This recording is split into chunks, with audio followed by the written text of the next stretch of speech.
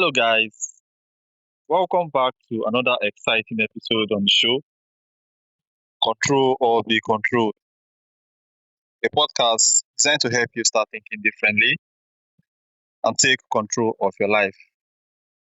And I remain your host, Darlington. Today's guest is Rick,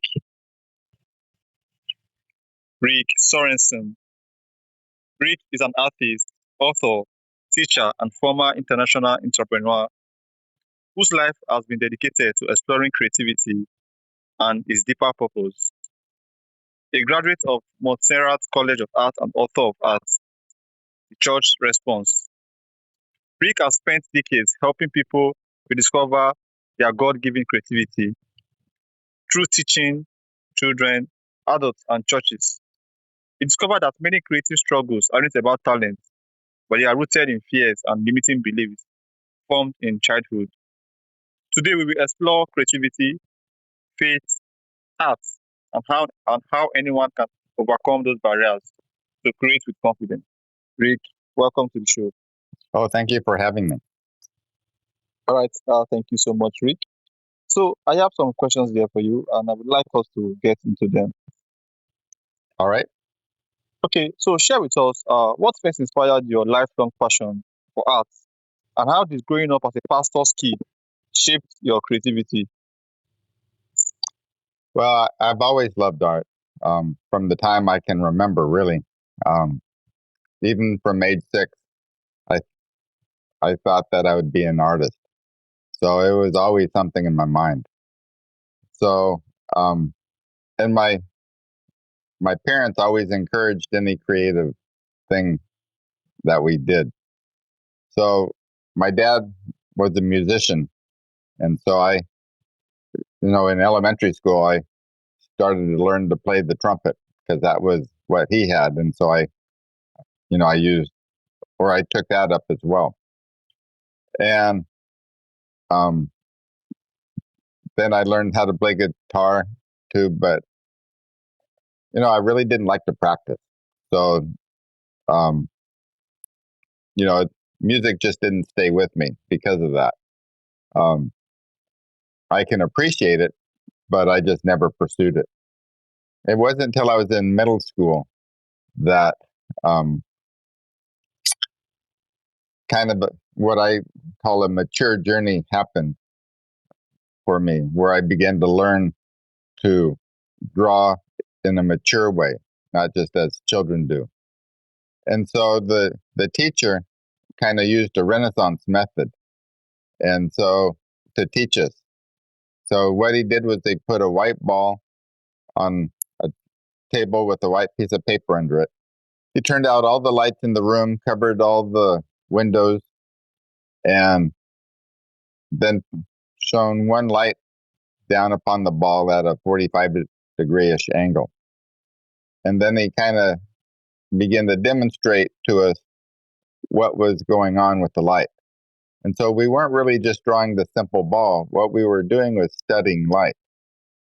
And um, then over time, he added other objects to the table, and then we learned how to draw cow bones. And so it's not just kind of drawing, skill. Drawing is a skill that you build up, but it was learning how to see what was past the surface to what light was doing. And so that began my love of being creative in the artistic sense. All right, Rick, thank you so much. So my next question for you is this: so your book is titled "Art: The Church Response." Why did you feel the church needed this conversation? Oh, that's a good question. The normal response in the United States to that Christians have to the arts is mixed. It's one of wanting to do it, but also not understanding it. And so I wrote this to break down some of that misunderstanding. Um, so, it, and because I was writing it to Christians, then I began to think, what is it Christians would want to know about this topic? And so the main thing would be, well, what does the Bible say about it? So I began to look at what the Bible says about various aspects of creating and other art topics as it touches on in the Bible. So basically, the Bible is positive about um, how it looks at the arts, and so kind of it all begins in Genesis. In Genesis 1:1, it says in the beginning, God created the heavens and the earth. And so so I looked up that word create in the Hebrew. And so it means to create as a process. So this verse isn't just, we often think of this verse as a report of something that happened. But this is really the first place that God reveals himself to man, is as creator. And then in breaking down what that word means, we can look at this a little more deeply. It's not just we create something, but there was a process God used to bring about the heavens and the earth. So that makes us think about things differently, because now we're looking at what it really means. And then, because you asked about, why, so that a few verses later,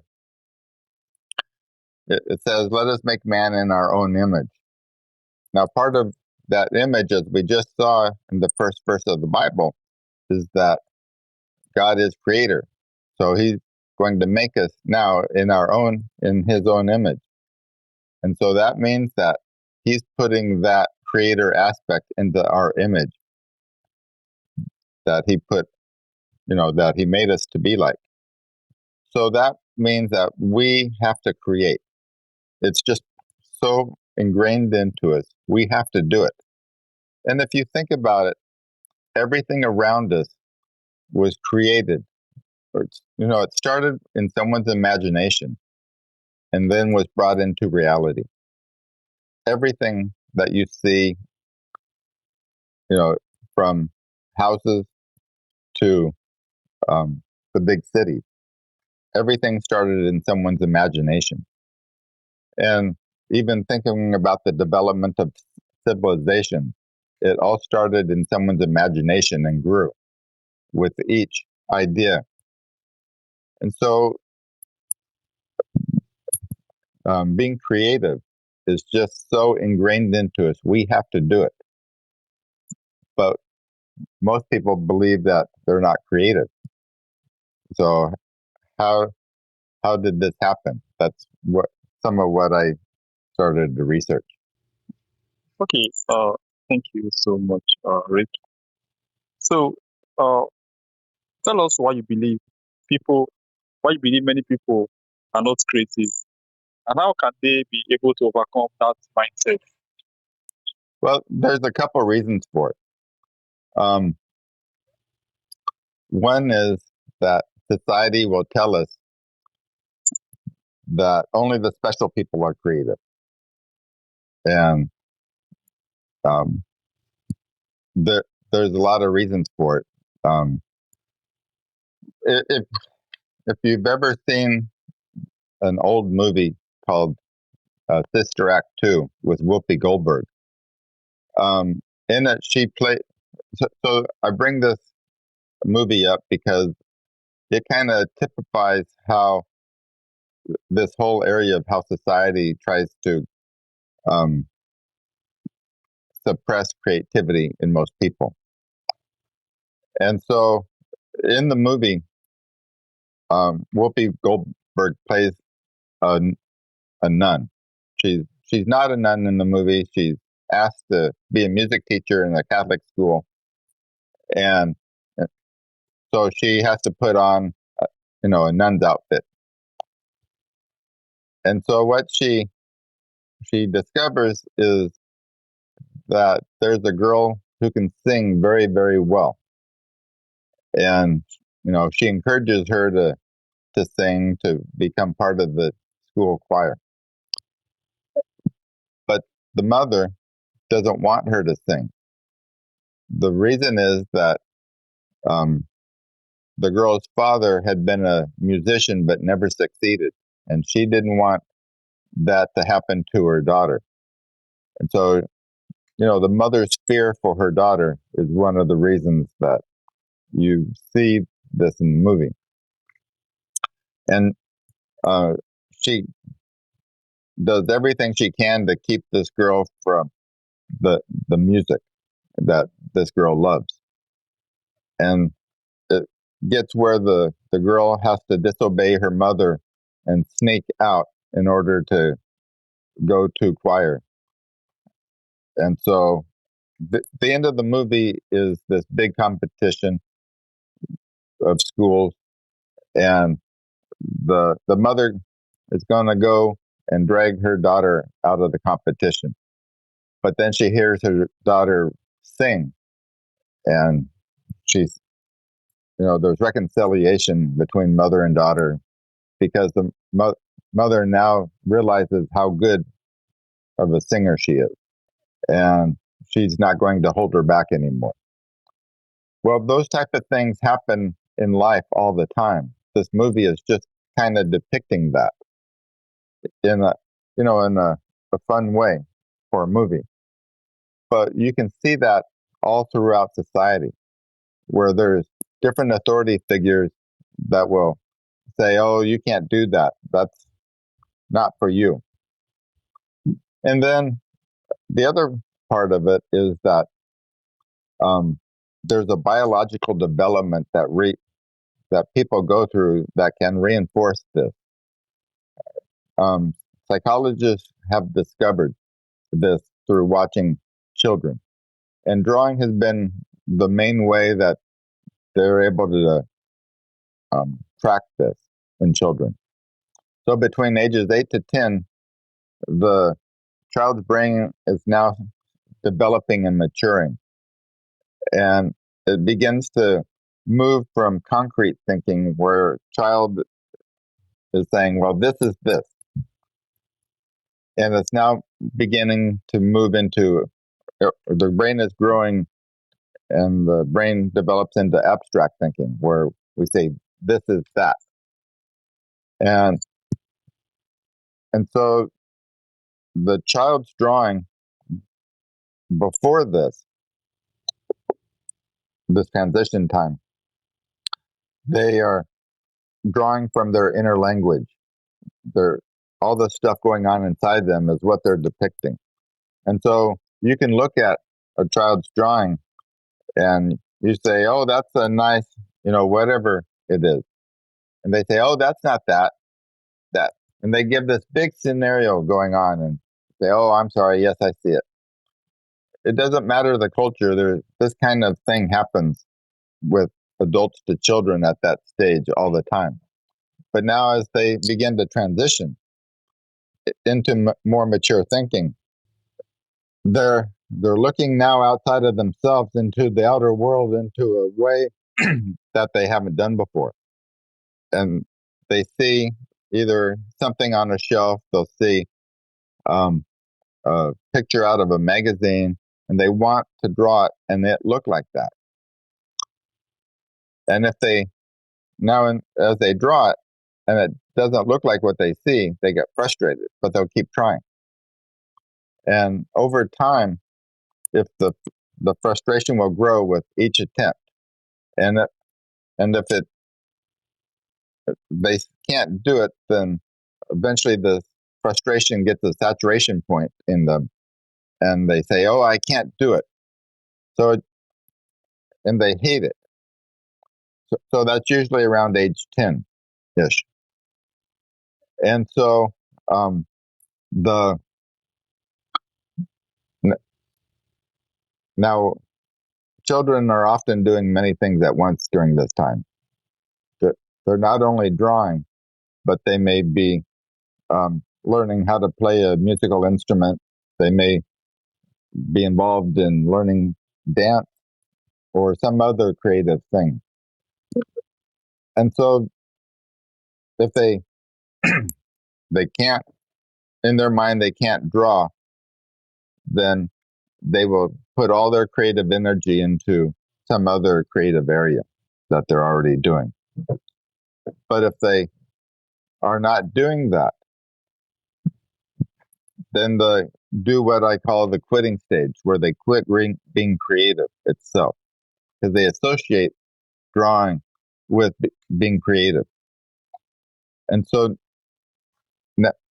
so the result of this decision at such a young age is they cut off the creative portion of their soul, saying, I can't do it. And so then society will reinforce this decision, saying, well, only the special people can do it. And they'll say, yes, that's right, because I can't do it, so it must be only the special people can do it. But that's not really true.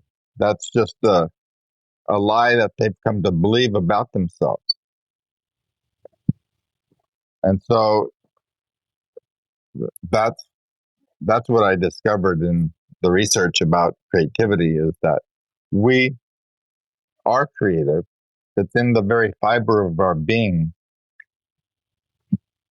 but there's things both inside of us and outside of us that are trying to keep us from being creative. Okay, so Rick, Yes, you built an international business importing handmade paper from Bhutan, right? yes. What lessons did entrepreneurship teach you about creativity and purpose? Well, how I became a businessman was after I graduated from art school, I went on a tour of Asia with my father. And as part of, so we went to several countries. And so one of the countries we went to was Bhutan, which is a landlocked country. It's a Buddhist kingdom. And you probably have heard about it in the news, is that their big thing is that the happiness quotient is their overriding thing in Bhutan. So it's um, so as part of the tour, then we went to this handmade paper factory, which that's just a hut that was um, used to, or a house got converted into this manufacturing place. And so the quality was very good, but I was not thinking as a businessman. I was thinking that I was going to be pursuing art in my life. So, but I really liked the quality of this paper. It was very, very good. And so, my I'm telling my dad how great this paper is, and I'm in front of the factory owner as I'm doing this. In Bhutan, um, they speak English, so he understood what I was saying. And so my dad asked me, who would I, who else that I know would like this? And I said, well, just about every artist I know. And he said, well, why don't I import it? So that began a thinking process in me that, I didn't have before.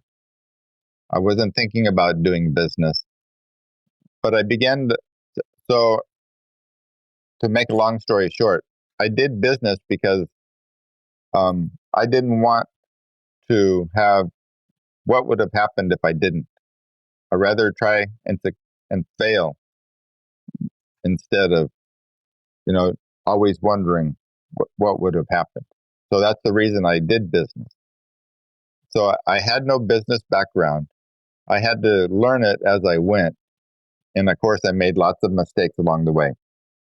So I had my business for 13 years until the economy crashed. in the United States. And so what I learned is that I had to be just as creative as a business person as I was as an artist. So creativity involves problem solving, but that's not the only aspect of it. There's also scientists have discovered in trying to understand creativity, they've recognized the problem solving aspect. But then they see another part of creativity is that we will take something and reapply it in a different way. That's a creative use of it. So in business, that happens all the time. An example of that is the person that invented Velcro.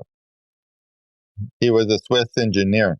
He was out taking his dog for a walk out in, the woods. And there were these burrs that attached to his pant legs and to the dog. And so he was just curious, as a lot of engineers are.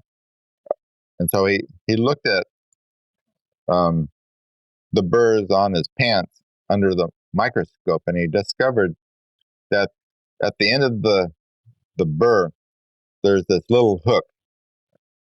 It's not just a straight point that goes out, but there's a little hook at the end of it. And it cut into the holes of his pant legs, the of the cloth.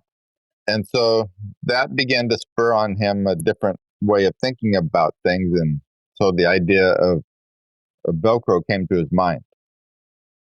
And so he reapplied what he saw in nature and put it into something useful that we use today.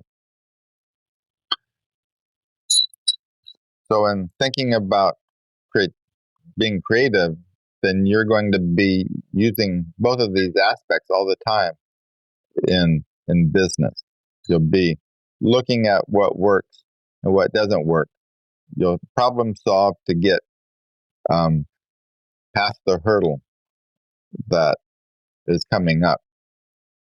And then you're looking for, I found that what business is basically you're providing a need. And so in providing that need, you are you're helping your customers in what they're needing. That's what grocery stores do. They provide grocery products for everybody in a convenient way. That's a need. So if you look at what the needs are of people, you'll start to see that there's areas that don't always get addressed. And so all business amounts to is now you're going to help supply a need for people. And so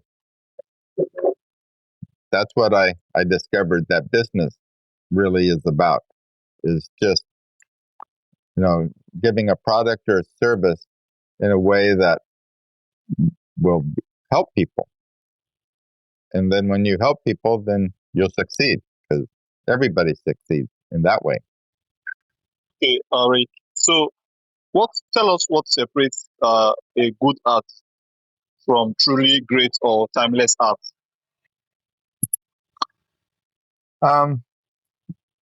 Yeah, I could probably talk our whole time just about that aspect alone. The main thing that separates just something that someone does to something that will stand the test of time, we may call it a masterpiece in language, but it's that it has the life. The creator has imparted life into the work. And so if you think about things that we still experience today, but were made like 500 years ago, whether some of the great composers in Europe, the or the great paintings that have, you go to the museums around the world to look at. Someone like Michelangelo or Leonardo da Vinci or someone of that time, they lived 500 years ago. But we can go and look at their work and experience the same experience that the audience of its time experienced. Go to the Louvre in Paris and look at the Mona Lisa that Leonardo da Vinci painted. And so I went to see that. And what amazed me when I saw the Mona Lisa was that there's this life to it that captures you. It's not just this picture of this woman, but it has this vitality to it. And that vitality is what keeps people wanting to see it.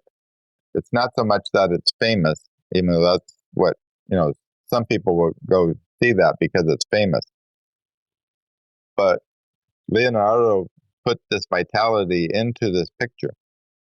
Or if you listen to a composer like Beethoven,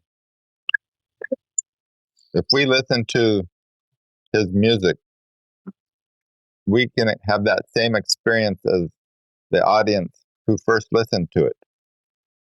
We're going to hear what he put into it, but we'll also experience the emotion he put into it just in the same way that the original audience did. So there's a vitality that's put into works. And I learned about this from reading about Chinese painting. Chinese painting is based upon one main principle, is that the work has life to it. If it doesn't have life or vitality, then we're not going to respond to it. And then the second principle that contributes to that is that it's through the artist's hand is where the vitality is imparted. And so but in the West, we don't use those terms. We'll maybe say, does the work have life? Or I've heard people ask, does it breathe? And these are all terms that we're trying to say, does it have this energy that keeps capturing us every time we look at it, every time we experience the work? You can experience the same thing in stories, in movies. There's this vitality that happens in movies that we go, oh, that is so great. We may not even have words to know how to say it. But then we see other movies and go, oh, well, that's just a movie. There's something that's missing in that movie where the other movie that captures us and going, oh, this is so great. Why is it so great? Because it has that vitality that captures us, and we don't even have the words to describe why it does that, but we respond to it because it does. And we dismiss the ones that don't have that. All right. So, Rick, how can parents, teachers, and churches better encourage creativity in children instead of unintentionally suppressing it? Well, children are naturally creative. They can't help it. Their whole being vibrates with creativity. They can have just a stick and they're playing with somebody, and that becomes this big thing. Kids are always making up. So playing is actually a great means for children to be creative, and they're always wanting to play. I mean, they're not only learning as they play, but most play involves being creative in some aspect for children. So encouraging that, not suppressing that. Um, always encourage children in attempting things. As we grow older, we start to think that we have to do it just perfectly or we can't do it. Well, children don't think that until they get older. And sometimes school reinforces this idea that uh, there's only one way to do things. Tests show that there's only one right answer. But when you're creative, there's many right answers to a solution. There's many ways to approach how you do things, and they're all correct. You find the one that works a little bit better than others, but basically, always, when you're creative, you're always looking at different things in different ways. And that's what really being creative is about, is not thinking the same way as everyone else, but you're thinking differently. And because we're thinking differently, then that will come out in different ways, in some of arts and stories, in music. It will come out in business, because now you discover that there's something missing in society, that if you do this, that will now start to help everybody. So encouraging kids to think differently and not the same, to always try to discover, because creativity is essentially about discovering. Just so um, don't think the same as everyone else, but discover all the various ways that things can happen. All right, Rick. So, is there a question you wish I would have asked you that I have not asked you? No, you were hitting a lot of, I think, good things. I think for adults, it would be that you need to be courageous to be creative. For some people, it takes a lot more courage than others, because of the fears that have happened from the time they were children. And when we're creative in some way, we become more truly human. We're not. We open ourselves up to life, where if we're not, we begin to close down. We are Our thinking becomes more limited. Our emotions become smaller. The you know our fears now shape us instead of us shaping ourselves through life. And so, to be courageous, to step out, to be creative, begins to open up a whole world that we never thought was possible. So I would say that would be um, probably what I would say. As adults, open yourself up to be creative. Okay. For those who like to connect with you, how can they? Um, you can go to my author's website, which is The Lanyap Life, and I have some articles that I put on there, as well as you can get my book there. You can find me on Amazon as well to get my book. So, yeah, the articles that you'll see on my author's page is dealing more with the trying to understand the nature of creating itself. So that's some of what I have been looking at, is the nature of creating. All right, Rick, thank you so much. I really appreciate you for coming. Thank you, and I will see you guys on the next episode. Well, thank you for having me. All right, have a wonderful day. Thank you. You too. Bye, guys. I love you guys so much. I'll see you guys